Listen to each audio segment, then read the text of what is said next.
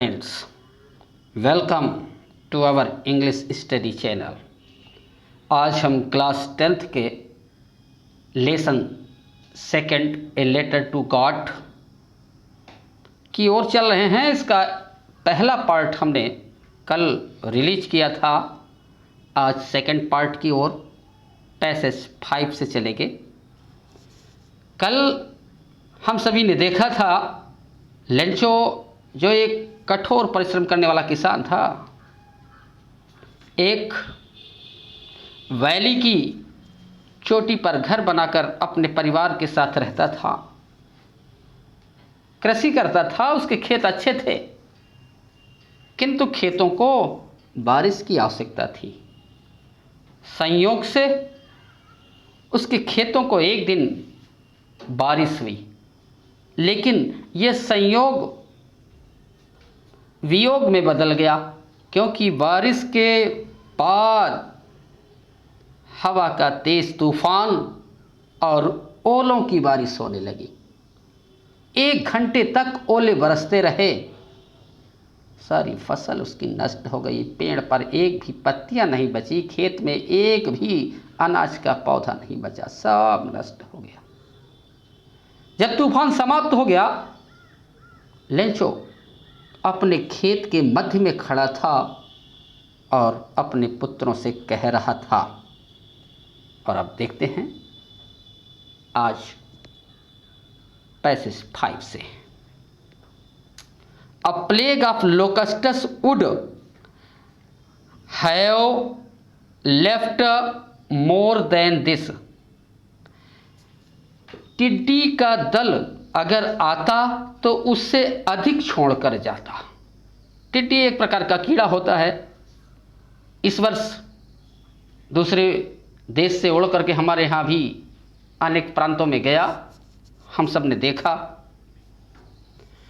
तो वो टिड्डियों का दल आता है, फसलों पर बैठ जाता है और फसल को नष्ट करता है। लेखक यहाँ कह रहा था, a plague of locusts would have left more than this. टिड्डियों का दल आता तो इससे अधिक छोड़ जाता। The hail has left nothing. ओलों ने कुछ भी नहीं छोड़ा। This year we will have no corn. इस वर्ष हमारे पास अनाज नहीं होगा। That night was a sorrowful one. वह रात्रि एक दुखपूर्ण रात्रि थी। All our work for nothing. हमारा सारा कार्य और परिणाम कुछ नहीं। There is no one who can help us. यहाँ कोई दूसरा नहीं है जो हमारी हेल्प कर सकता। We shall all go hungry this year. हम सभी इस वर्ष भूखे रह जाएंगे। But in the hearts of all who lived in that solitary house. किंतु in the hearts of all who lived in that solitary house, जो इस एकाकी घर में रहते थे, उन सभी लोगों के हृदय में, in the middle of the valley there was a single hope। घाटी के मध्य में स्थित इस एकाकी घर में जितने भी लोग रहते थे, उन सब के हृदय में there was a single hope। एकमात्र आशा थी, एकमात्र। Help from God. ईश्वर से मदद। कौन सी आशा थी? ईश्वर से मदद।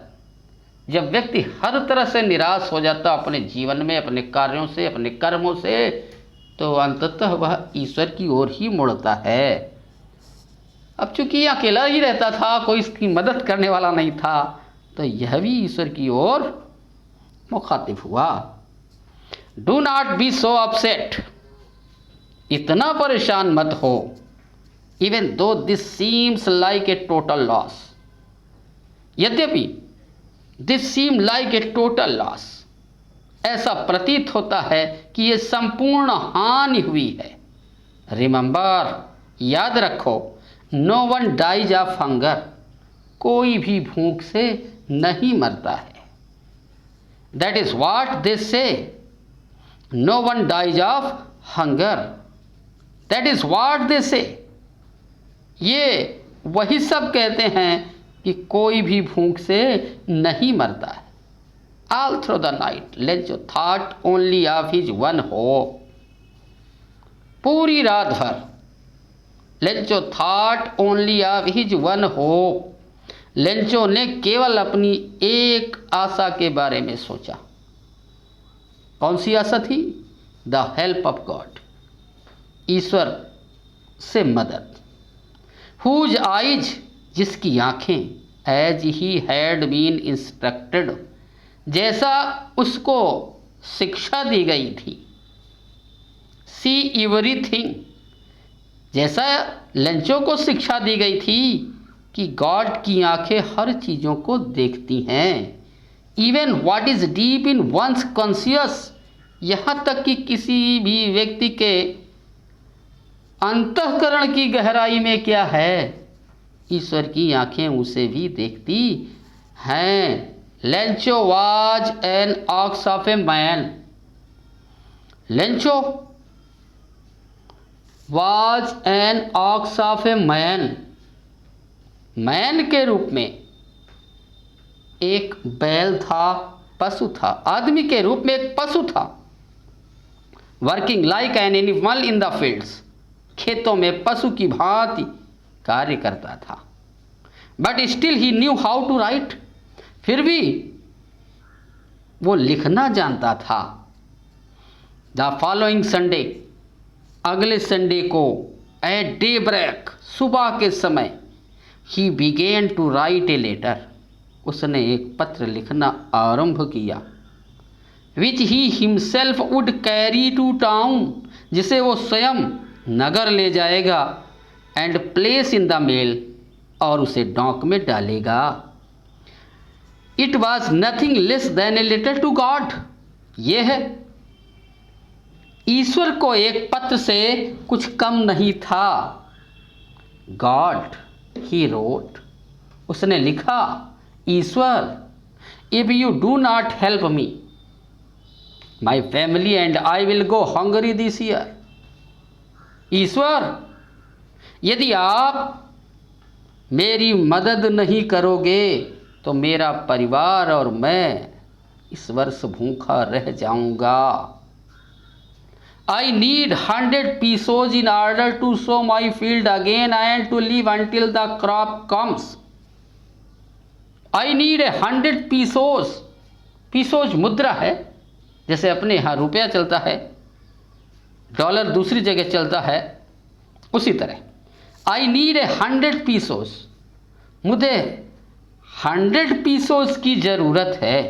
In order to sow my field again, अपने खेतों की पुनः बुआई करने के लिए, and to live until the crop comes, और तब तक जीवित रहने के लिए जब तक फसल तैयार नहीं हो जाती, मुझे 100 pesos की आवश्यकता है।